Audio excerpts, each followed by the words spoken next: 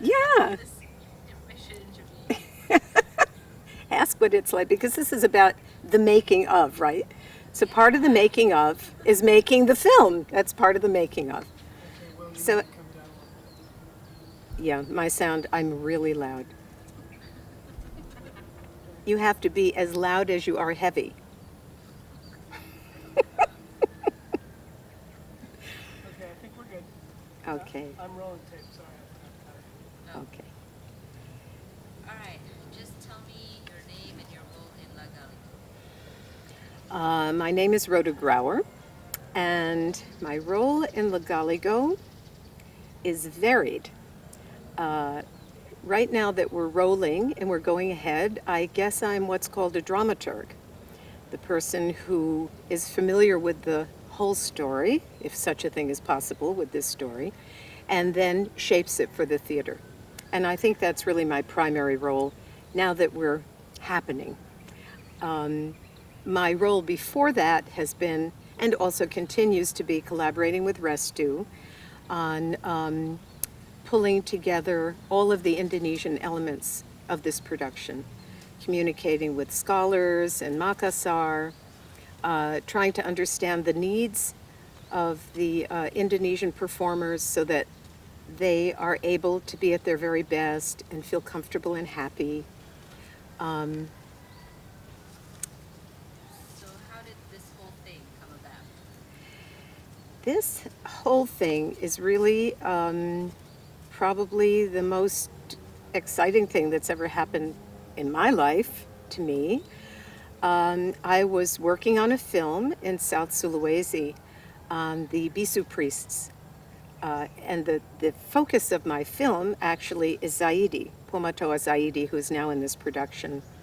I was told by the man helping me with research that if I really wanted to understand La Galigo, sorry, I'm going to start that one again. I was told by the man who was helping me with research that if I really wanted to understand the Bisu and not just do a kind of superficial travelogue film, I had to know about La Galigo. And of course, my reaction was, what's La Galigo? And he said, well, it's an epic. It's the most important epic of the Bugis people of South Sulawesi. And I thought, well, I'll just go buy it and read it, and then I'll understand it, and I can do my film on the Bisu.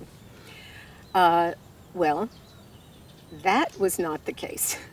What I found out as I was trying to pursue just finding out the story, which contained the origins of the Bisu, what I found out was that, one, it was believed to be the longest text in the world.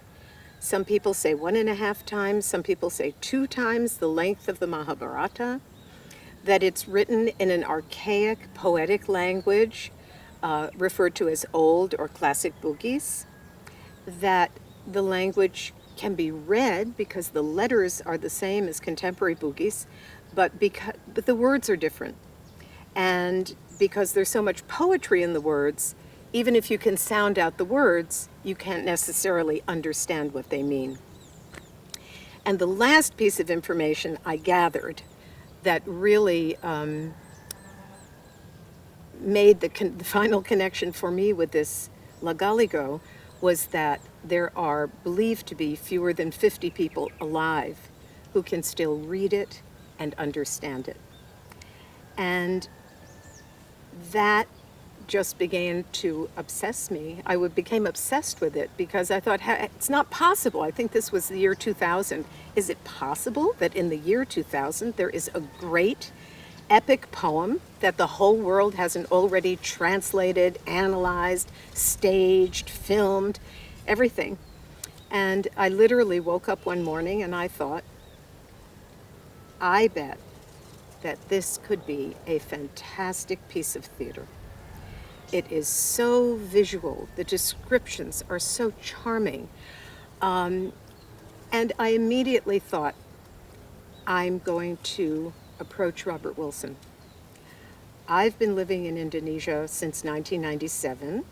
I used to work with Bob in America many, many, many years ago. And I knew that he loved Indonesia. I knew that he came here every year. And the final hook in the puzzle was my friend Restu. Restu, I knew, had been in a production of Bob's recently, that she was very close friends with him, that they saw each other whenever he was in Indonesia, and that she had the Purnati Center. So I went to Restu. I asked her if she thought this was a good idea. The Bob I knew many years ago I thought would be very interested in this project. I didn't know if the Bob that she knows more recently would be. And she said, Rhoda, it's great. Let's try. And so we waited till Christmas. Bob came here for holiday. We invited him to lunch. And we gave him the world's shortest version of the world's longest text. And he loved it. And he said, Rhoda, Restu, I am booked for the next 4 years. You don't have a producer. You don't have money. You don't have theatrical technical personnel behind you, but let's try and find those things. And he invited Restu and me to his center, the Watermill Center in Long Island. We made a presentation of the story, of the culture, of the background. And Elisabetta de Mambro from Change Performing Arts came over to us later and introduced herself and said she'd produced many of Bob's things. And if we were willing, she would like to present this to her partner and see if they could take it on. And it just kept going from there. I'm a very cynical person, always expecting the worst of everything. And I would constantly turn to Restu and say, well, now probably at this juncture, it'll fall apart. Or they won't be able to raise the money, it'll fall apart then. But thank God, it just kept going. What was, I mean, it seems very smooth, but I mean, what was the most difficult challenge in embarking on this project? Well, there are many. I'm always cynical about the future and then optimistic about the past. I sort of tend to forget the problems once they're over. But yeah, I mean, there were maybe 3 major hurdles. One was the text itself. It has been, it exists in its entirety only in its own old language, which is called the Galigo language. Very little of it has been translated even into Indonesian. There is nothing on it in English. So I was very, very, very fortunate to be introduced early on to Muhammad Salim, who probably has translated more of La Galigo than anyone to date, any contemporary living person. And he was incredible. This has been his whole life. And he opened the door to everything that he had with such generosity that it instilled a great feeling of responsibility towards him and towards the text. So he has been wonderful. We've worked together. He's translated things for me. He's told me the story.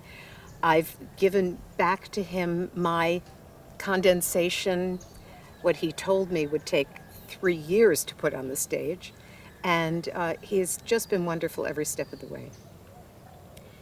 That was one hurdle, was dealing with the language itself and getting the story right.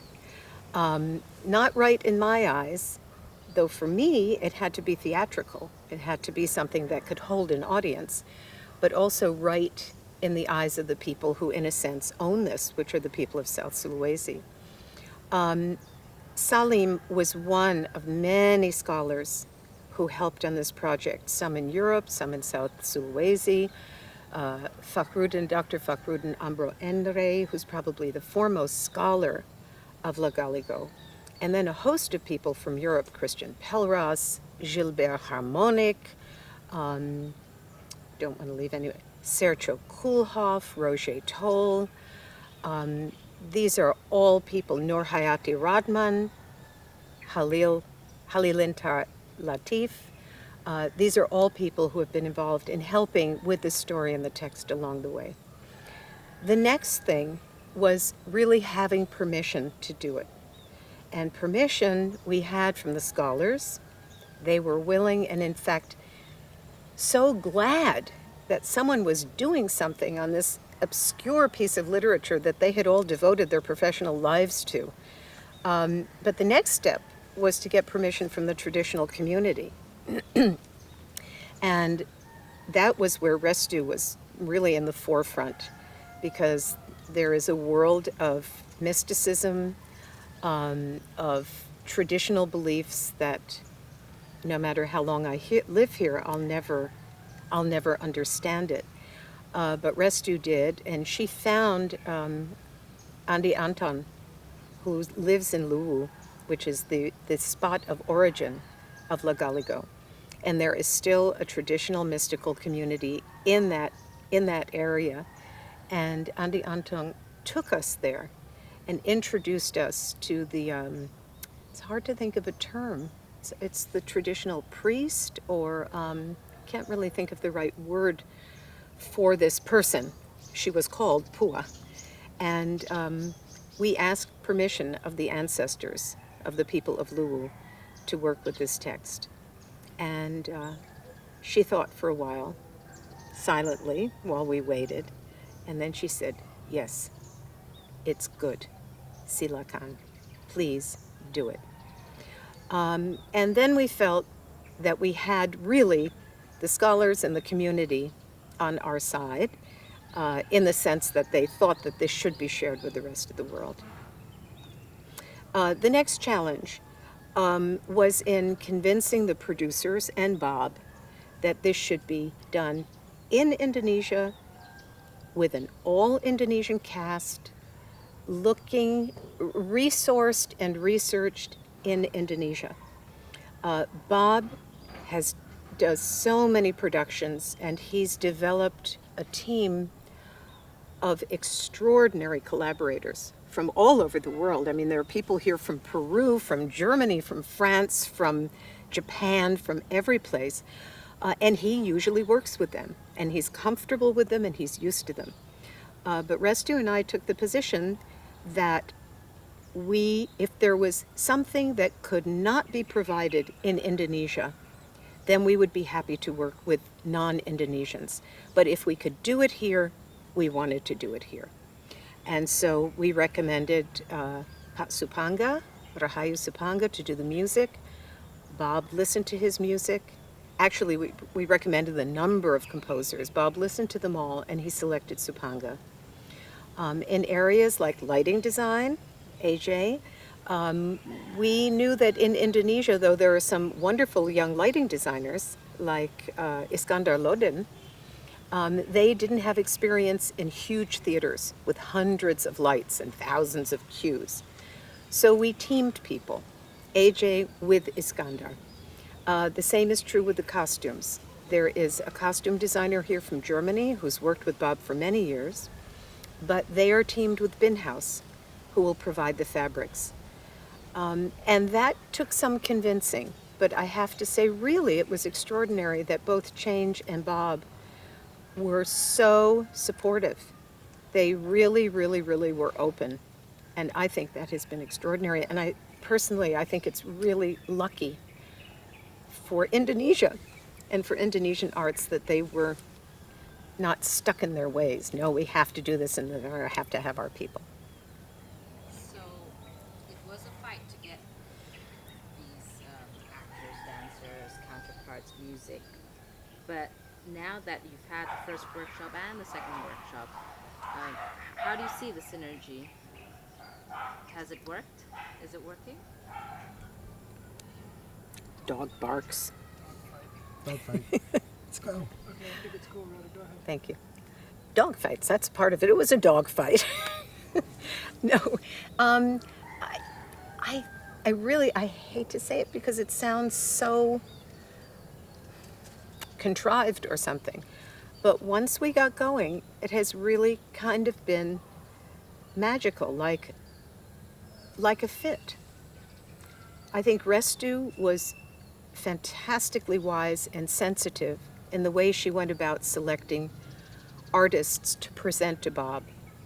And I think Bob and his team were very sensitive in selecting. Restu invited over 80 performers to the first workshop, knowing that we would end up with 40. And I think she was brilliant in her choices, and I think Bob and Anne Christine, the associate director, were amazingly insightful in how they made their selections from that larger group. I think if they'd had their way, they would have had all 80 of them. So once we got rolling, it has not presented a problem yet. I always have to say yet. How difficult was it to sort out a story from a 6,000 pages of text? I mean, how did you simplify the story? Yeah. Well, it took a long time. If I look at the story now that we've ended up with, it seems so simple and so linear. I don't think I could have done it. I mean, Bob started asking me to write outlines 2.5 years ago, and I couldn't do it. I could have done something, but I couldn't have done something and felt comfortable with it. It's just taken a lot of really working with other people, people who know the story, and as I said earlier, what I tried to do, there were a number of options. I either could have taken one of the more than 50 episodes, and which each one is a few hundred pages, and sometimes 500 pages, and sometimes 1,000 pages for just one episode. I could have taken one episode and dramatized that episode. And a number of people, including some of the scholars, suggested that that's what I do. But to me, it seemed to me that the epic nature of La Galigo is the cycle. It's the beginning of the ruling order in the middle world and the first 7 generations of the descendants of the gods. And then the end of those 7 generations and the beginning of another cycle. So from my point of view, also another reason I look to Bob as the perfect, for my money, the perfect interpreter of Galigo is because of his visual sense. And I think that giving him an opportunity on the stage to create and destroy the world would be a very beautiful, beautiful thing to do. So having made that decision, that it was going to start at the beginning and end at the end of the actual epic, it was then a matter of choosing. Sawadee is the hero of the story, though he doesn't come into the story until, in the actual story, almost a third of the way before he's born. And there's a lot of the story after he finally comes together with his destined wife.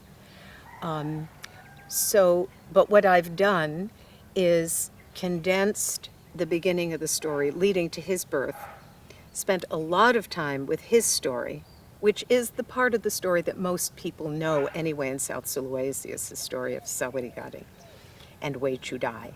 And then kind of condensing from the birth of their child, which is La Galigo, to the end of the story. So if you count the generations in my text, there's 4 generations, but actually it should be 7. Are you nervous at all? I mean, this is sort of the sacred, epic, 14th, 17th century, between Yeah. that period of time, and you as a foreigner, you're taking it out and you're reinterpreting it, and some theater guy from wherever is directing this. I mean, are you nervous at all that the community feels that this has been taken away from them and it's the wrong handling and that kind of thing? You know, I've probably never been more nervous about anything I've ever done in my whole life. And I try not to think about it. I mean, I try not to think about it in the sense that it could stop me or it would stop the whole project, because 90% of the people that we've dealt with in South Sulawesi want this story shared. They think it is a great work of world literature, and they want the rest of the world to know about it. They're proud of it. And people in the more traditional communities feel very strongly, the people that we've met in Luwu, feel very strongly that if this text is acknowledged in the world, that it actually makes their relationship with it, their sacred relationship with it, in Indonesia, easier. They're not seen, less likely to be seen as some pagan subculture someplace, but they're more likely to be seen as a people who are connected to something as great as the Bible, perhaps the Quran, I don't know. And there are, and there will continue to be, I'm sure, people in South Sulawesi, scholars in other parts of the world, Bugis people in other parts of the world, who will be very unhappy. I'm sure of it. I think it's inevitable. I've worked in the theater and in film my whole life, and no matter how hard you try, you will disappoint someone. No matter how careful you are, you'll make mistakes. And I think that I feel, I hope, I know Salim and all the other scholars share this feeling. I know that Restu does. I believe that Bob does. That the upside of launching this story into the world will outweigh by far the potential downside. And I will probably go into hiding after opening night. That's my expectation. I'll go to some remote island in Indonesia where they can't find me. Yeah, we're scared. We're really scared. But we also believe that we're doing something of value.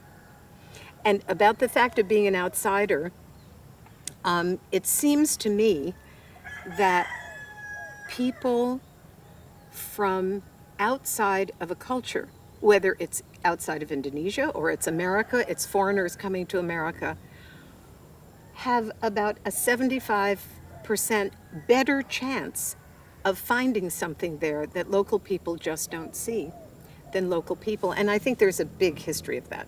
I think there's a history in Indonesia, and I think there's a history in many, many, many countries. I mean, the Italian Renaissance rediscovered the Greek classics and brought them back to life. They were Italians. The Greeks were Greeks. So, so that's how I feel about that. And I feel like this has been a gift to me, a gift to be involved in this. Now, if that's not saccharine enough for you. It's wrapped. Thank you. Okay, there were a couple things you were doing with your hands. One of them was Salim and Yanto. And the problematic Right. ones as well. Right. Right. I just wonder if I should mention Ibu Umu and the dance, Yeah, you did. or leave that to Restu. See, you can tell me anything, I'll believe it, because I don't know.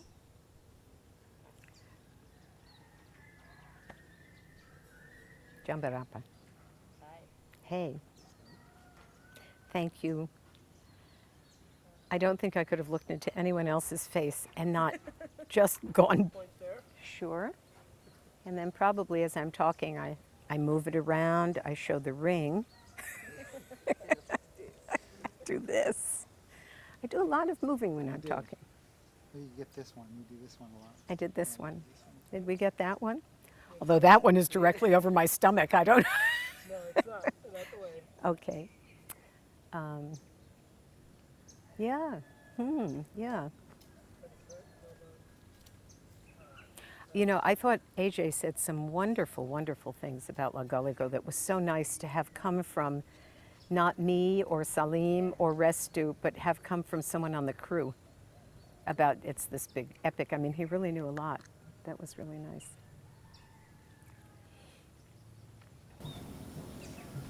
Room noise for Rhoda's interview.